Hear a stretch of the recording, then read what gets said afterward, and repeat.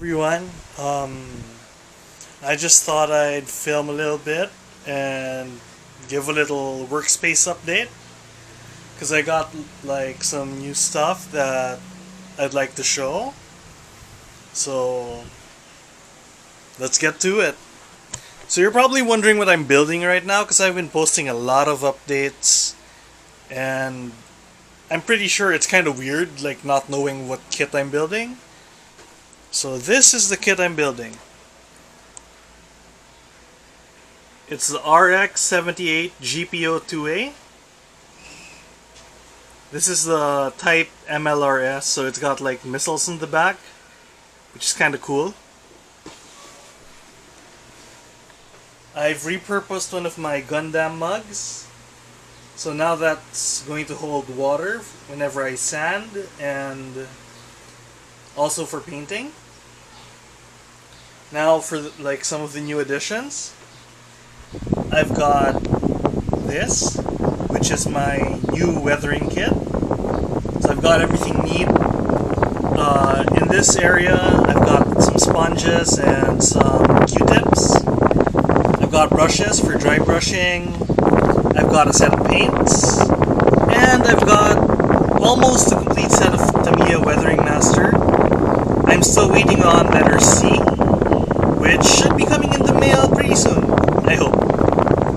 I also got myself some ultra thin cement so I can get back to removing seam lines. And another thing I've added is this. So I dug out my old compressor and I cleared out this case.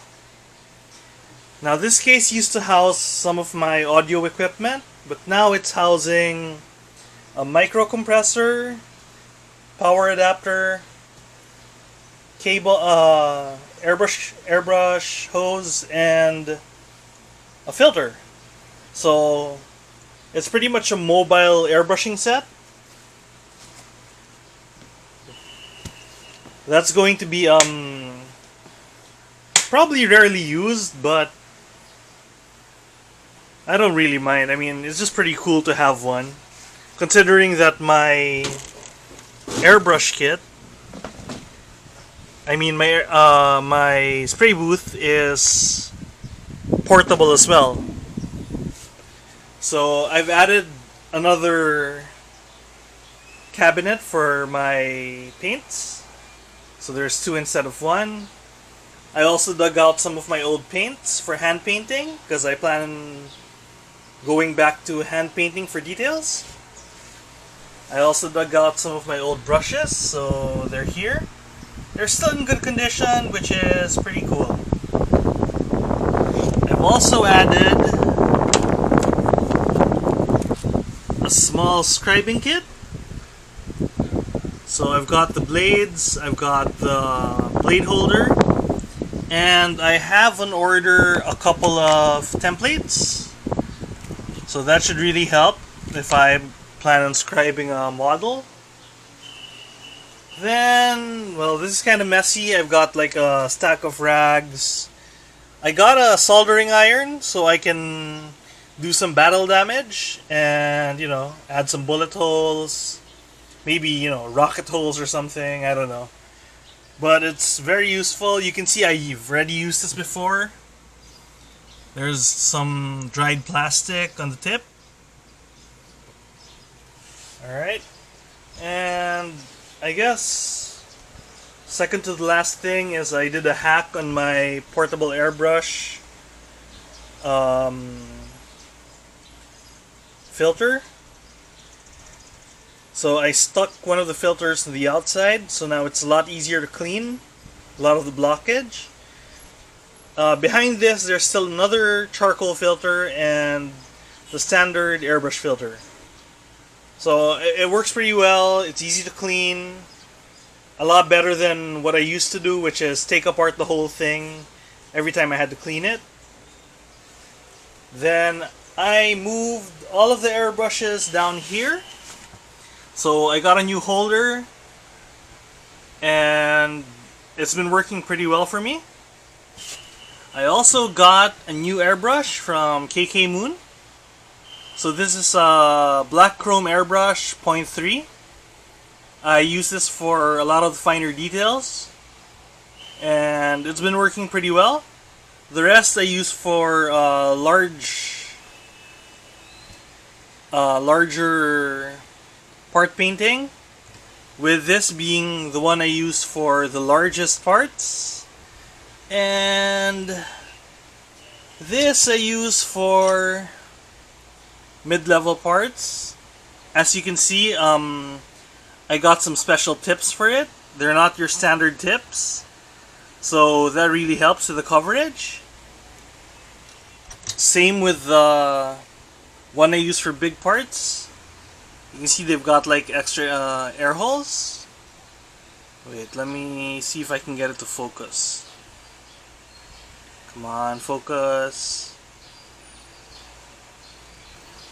Let's see if some light will help. There you go. I guess that's the best I can do. It's a little hazy, but it's different from the standard cap. So the holder is also KK Moon. Now I can like remove the cable and just, hang it there. Looks a lot neater. I've got some cases for my airbrushes coming in, so I can keep it away from dust.